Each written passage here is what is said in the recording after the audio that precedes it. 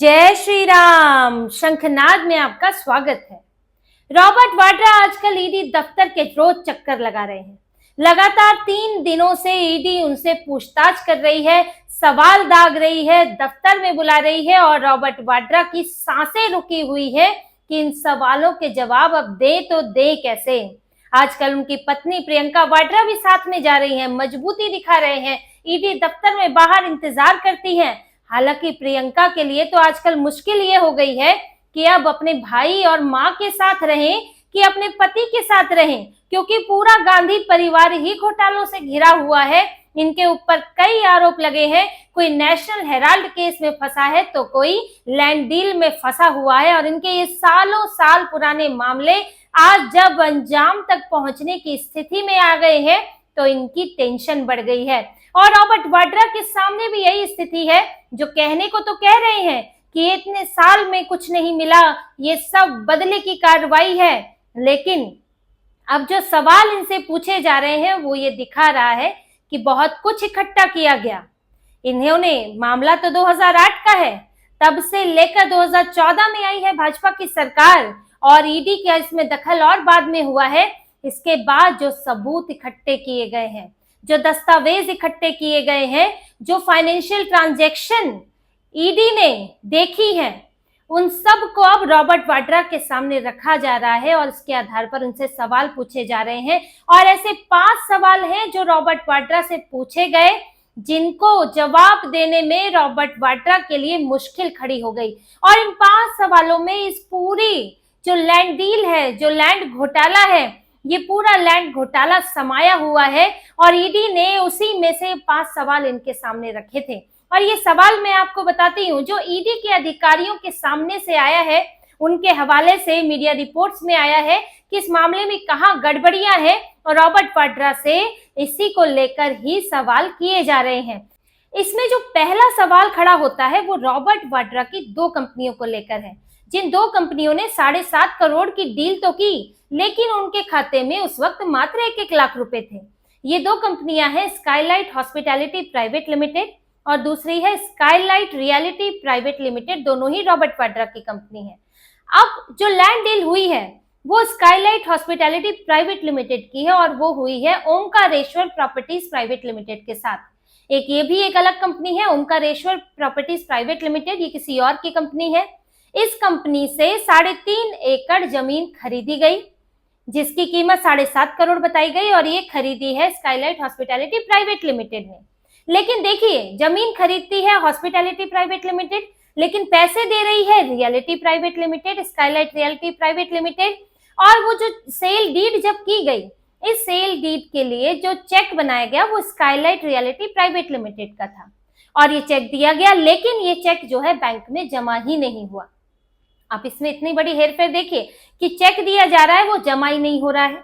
और इसके 6 महीने बाद जब ये डील हो गई और इसके 6 महीने बाद क्या होता है कि Skylight reality private limited 15 crore की रकम 2 किश्तों में ओमकारेश्वर प्रॉपर्टीज प्राइवेट लिमिटेड को देती है।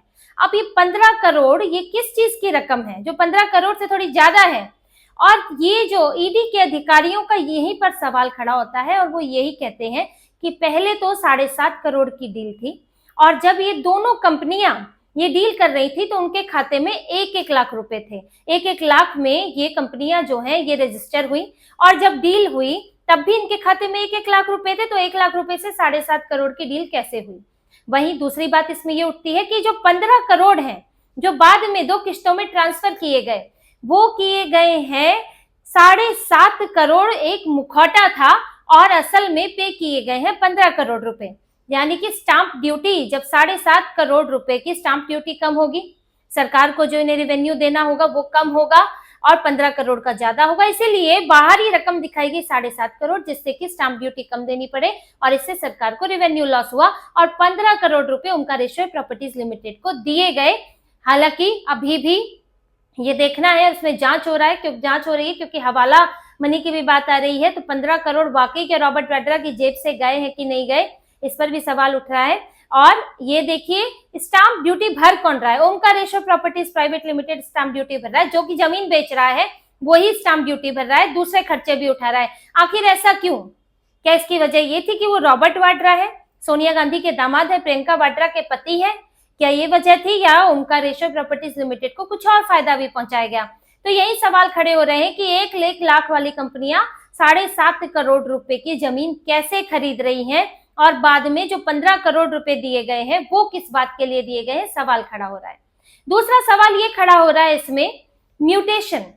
जो जमीन का म्यूटेशन है वो 24 घंटे के अंदर हो गया, जबकि म्यूटेशन होने में 2-3 महीने से कम समय तो लगता ही नहीं है, लेकिन 24 घंटे में कैसे म्यूटेशन हो गया? रॉबर्ट वाड्रा का नाम देखकर हो गया, सोनिया गांधी का नाम देखकर हो गया।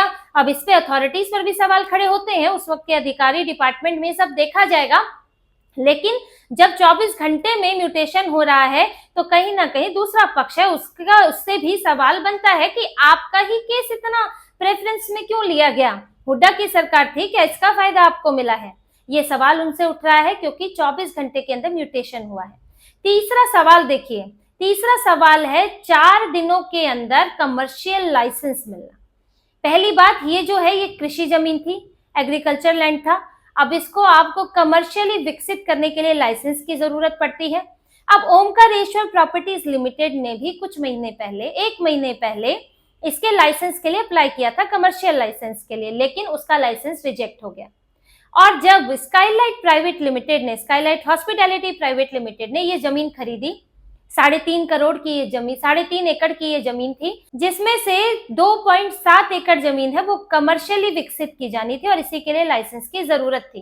तो ओमकारेश्वर का तो लाइसेंस उसको मिला नहीं, उनका आवेदन रद्द हो गया। लेकिन जैसे ही skylight hospitality private limited licence के लिए अप्लाई करती है तो 4 दिन में लाइसेंस मिल जाता है। अब बताइए किसी कंपनी को 4 दिन के अंदर लाइसेंस मिलने का क्या तुक है? 17 मार्च 2008 को Skylight hospitality private limited commercial licence के लिए अप्लाई करती है और 21 मार्च 2008 को लाइसेंस मिल जाता है।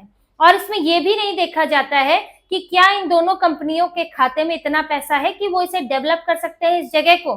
4 दिन में अधिकारियों ने कैसे स्क्रूटनी कर ली इस जगह की, कि इस कंपनी की कैसे इतनी स्क्रूटनी कर ली कि ये इतना बड़ा कमर्शियली डेवलप कर सकती है, जबकि ओमकारेश्वर प्रॉपर्टीज प्राइवेट लिमिटेड है वो भी इसी काम में है और उसको जो है 1 महीने पहले लाइसेंस रद्द कर दिया जाता है।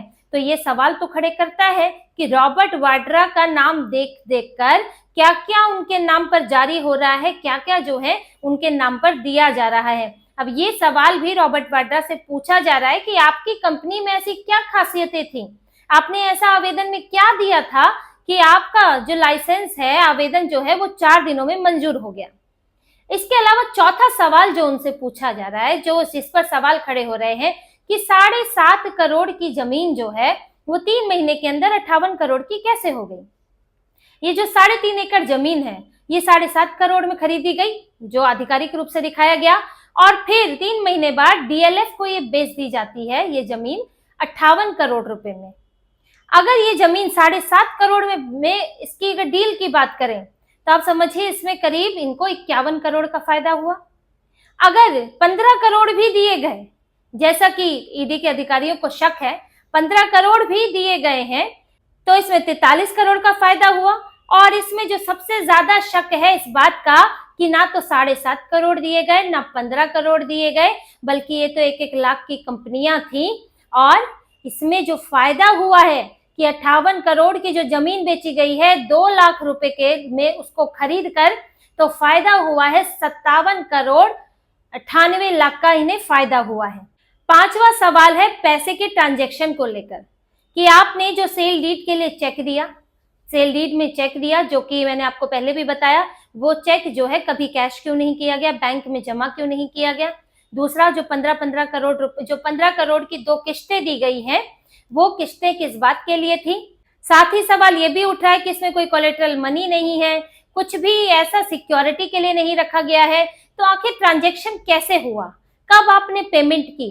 ये तो साफ होना चाहिए ना कि कोई जमीन है वो खरीदी जा रही है और उस जमीन को जब आप खरीदते हैं तो पेपर वर्क पूरा होता है, आप पैसे दे रहे हैं, किस किस तरह से पैसे दे रहे हैं ये भी उसमें साफ होता है। आप ऐसे कैश, आप इतना बड़ा अमाउंट कैश नहीं दे सकते हैं, फिर वो मामला ब्लैक मनी का बन जाता है। तो यहाँ पैसे कहाँ, कैसे, किसके पास गए यही साफ नहीं है, इसीलिए हवाला का मामला भी बन रहा है और पीएमएलए मनी लॉन्ड्रिंग के तहत इसमें जो है रॉबर्ट वाड्रा के बयान दर्ज हो रहे हैं। तो मामला बहुत गंभीर है और इन 5 सवालों में अब रॉबर्ट वाड्रा उलझ कर रह गए हैं। इसीलिए ये रॉबर्ट वाड्रा एक भी बात इस बारे में बाहर नहीं बोल रहे हैं, उनके वकील कुछ नहीं बोल रहे हैं, बस ये कह रहे हैं कि हमने कोई कानून नहीं तोड़ा, हमने तो कानून के हिसाब से किया।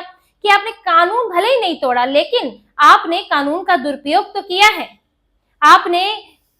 आपने जो डील की उसका पैसा आपने कहाँ दिया, इसका आपका कोई हिसाब किताब नहीं है। आपको म्यूटेशन मिला, लेकिन 24 घंटे के अंदर 4 दिन में लाइसेंस मिल गया। तो कहीं ना कहीं कानून का दुरुपयोग हुआ है, ठीक वैसे ही जैसे नेशनल हेराल्ड में ऊपर से देखेंगे तो उसमें भी कुछ ऐसा नहीं है।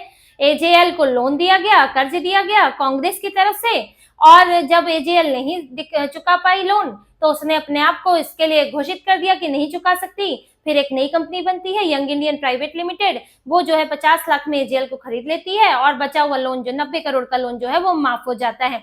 अब ऐसे तो कंपनी खरीदी गई है, कंपनी ने खुद को जो है एक तरह से दिवालिया ही घोषित कर लिया है, तो इसमें कहाँ कोई गड़बड़ है। लेकिन गड़बड़ तो तब आती है कि जब कांग्रेस चलाने वाले भी वही लोग हैं, यंग इंडियन चलाने वाले भी यही वही लोग हैं, और एजेएल की जो अब प्रॉपर्टी जा रही है उसका डायरेक्ट बेनिफिशियरी वो भी वही लोग हैं। तो जब एक ही व्यक्ति है, राहुल गांधी, सोनिया गांधी, वही परिवार है जो हर जगह नजर आ रहा है, तो सवाल तो उठते हैं।